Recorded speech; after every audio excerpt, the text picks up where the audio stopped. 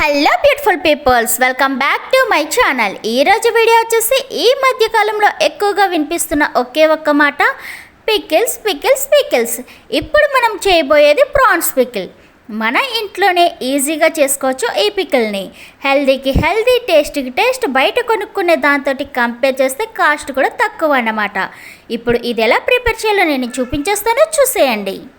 మొదటిగా దీనికోసం అయితే కనుక నేను పచ్చి రొయ్యలు తీసుకున్నాను. ఇవి హాఫ్ కిలో తీసుకున్నాను. హాఫ్ కిలో తీసుకొని నీట్గా అయితే క్లీన్ చేసేసుకున్నాను. క్లీన్ చేసుకున్న వాటిని పక్కనైతే పెట్టేసుకున్నాను. ఇప్పుడు స్టవ్ అయితే ఆన్ చేసుకొని కడాయి అయితే పెట్టుకున్నాను. ఒక మందపాటి కడాయి పెట్టుకొని కడాయి హీట్ అయిన తర్వాత 2 టేబుల్ స్పూన్ ఆఫ్ ఆవాలు వేసాను, 1 స్పూన్ మెంతులు వేసాను. ఇవి కొంచెం దోరగా వేయించుకోవాలి, సిమ్లోనే వేయించుకోవాలి. సిమ్లో వేయించుకున్న దాన్ని మిక్సీలో అయితే కనుక వేసుకొని చల్లారిన తర్వాత పౌడర్ పట్టుకొని పక్కన పెట్టేసుకున్నాను. అదే కడాయిలో 1 స్పూన్ ధనియాలు, 1 స్పూన్ జీలకర్ర, ఒక 6 లవంగ మొగ్గలు, 2 యాలకులు వేసి కొంచెం వేగనివ్వాలి. ఇలా వేగిన తర్వాత ఒక చిన్న దాల్చిన చెక్క మొక్క, ఒక 5-6 మిరియాలు, ఒక స్టార్ పువ్వు వేసి 2 నిమిషాలు సిమ్లోనే వేగనివ్వాలి. ఇలా వేగిన దానిని ప్లేట్లోకి తీసుకొని చల్లారిన తర్వాత మెత్తగా పౌడర్ లాగా గ్రైండ్ చేసుకోవాలి.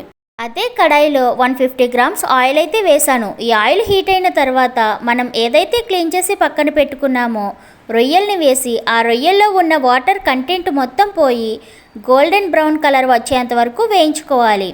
ఇలా వేయించిన దాన్ని ఒక ప్లేట్లోకి అయితే తీసుకొని పక్కన పెట్టేసుకున్నాను. ఇప్పుడు ఏదైతే ఆయిల్ ఉందో దాంట్లోనే 2 స్పూన్లు అల్లం వెల్లుల్లి పేస్ట్ వేసి పచ్చి వాసన పోయేంత వరకు వేయించుకోవాలి. ఇలా వేగిన తర్వాత స్టవ్ అయితే ఆఫ్ చేసుకొని 80 గ్రామ్స్ కారప్పొడి అయితే వేసుకొని ఒక్కసారి గరిటెతోటి కలుపుకోవాలి. ఇలా కలుపుకున్న దాన్ని పక్కనైతే పెట్టేసుకున్నాను. ఇప్పుడు ఒక గిన్నె తీసుకొని ఆ గిన్నెలోకి మనం ఏవైతే రొయ్యలు వేయించుకున్నామో ఆ రొయ్యల్ని వేసి అల్లం వెల్లుల్లి కారం వేగిన దాన్ని కూడా వేసి దాంట్లోనే ఏదైతే మసాలా పౌడర్ చేసి పక్కన పెట్టుకున్నామో ఆ మసాలాను కూడా వేసి మెంతిపిండి ఆపిండి కూడా వేసుకోవాలి.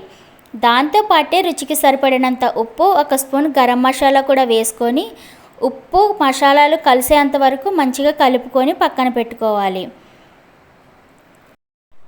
ఈ పచ్చళ్ళలో వేయడానికి 3 నిమ్మకాయలు అయితే కట్ చేసుకొని రసం అయితే తీసుకొని అవి గింజలు లేకుండా ఓన్లీ రసం మాత్రమే తీసుకొని ఆ రసాన్ని కూడా వేసి బాగా కలుపుకోవాలి. అంతే, ఎంతో ఈజీగా అండ్ రుచిగా చేసుకోగలిగే ప్రాన్స్ పికిల్ రెడీ. వీడియోలో చూపించిన విధంగా ఒక్కసారి ట్రై చేసి చూడండి, అదిరిపోతుంది. ఈ రుచి అద్భుతంగా ఉంటుంది. పక్కా ట్రై చేస్తారు కదూ. ఐ హోప్ ఈ వీడియో మీకు నచ్చిందని అనుకుంటున్నాను.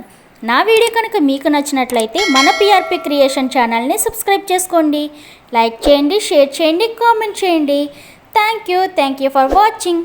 ప్లీజ్ సబ్స్క్రైబ్ చేసుకోండి.